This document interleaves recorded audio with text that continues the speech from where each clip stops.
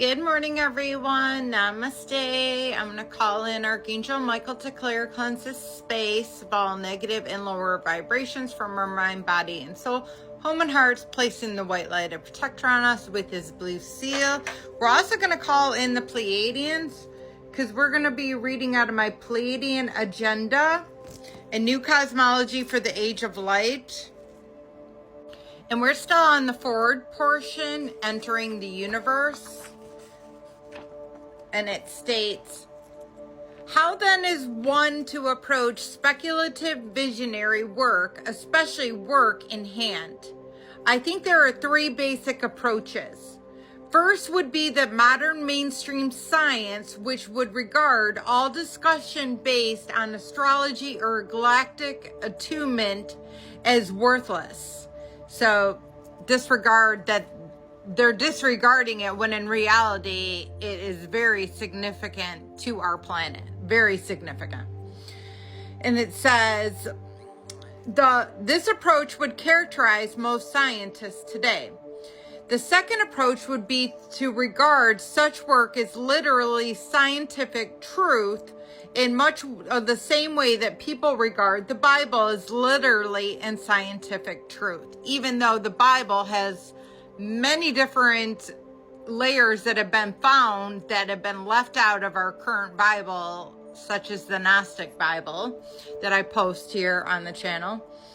It says the second approach would be, this approach, perhaps even more popular than the first, has unfortunate defect of putting its inherent odds with science, which is the culture's most powerful consensual approach to truth. The third approach, once hinted at by the text, is to think that the work as belonging is the realm of poetry. In order to understand how poetic vision can be true, but true in a way that's distinct from the truth of science, I would like to offer the following both as an explanation and an image for the Pleiadian agenda as a whole. Imagine the moment when Beethoven was first playing Ode to Joy in an empty room. But the room was not so empty if we consider all the life forms, in particular the singular-celled prokaryotes that were imagining floating in the room's air. Undoubtedly, if we granted a single-celled organism the slight drop of sentience, such as prokaryotes were unable to appreciate the music that was filling the room. But what if the billions of these creatures, just one of them was a genius? What if instead of simply allowing the musical vibrations to flutter through her, notice she awoke to the presence of something vast? Surely she would experience would be the most miserable deciphers of the full reality of Beethoven's music. But isn't it conceivable that she would be jolted by the strange sense that she was suddenly pervaded by the magnificent far beyond the usual activities of her day?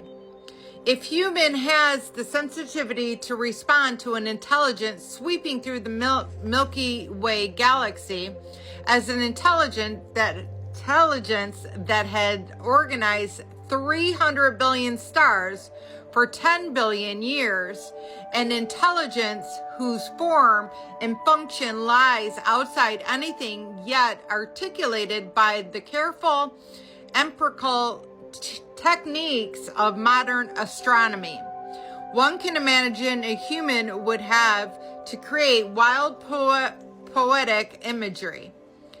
If the neocortex of some other region of the central nervous system had been ablaze by a vast cybernetic or galactic mind, one would expect to hear the careful and safe statement of yesterday's truth, but the wild and speculative visions of Barbara Han Clow, the Pleiadian agenda. Sorry guys, that was quite wordy. But I understand what they're trying to say, and what the main takeaway from it that I like and love is that we need to start looking at all aspects of what we can bring to the table. You know, people have talked about the 3-Eye Atlas that just came out, and I'm in tons of Facebook groups where they talk about it. And I see a lot of, you know, positive feedback, and I see a lot of negative feedback. But the most important thing is you have to ask yourself, first of all, we all generally, unless you don't believe, but we all generally believe in a higher power, higher God, source, something, the universe of that nature. This planet is not doing well. Why would you not think that there would be some sort of mechanism that they put in place to help and try and save the planet?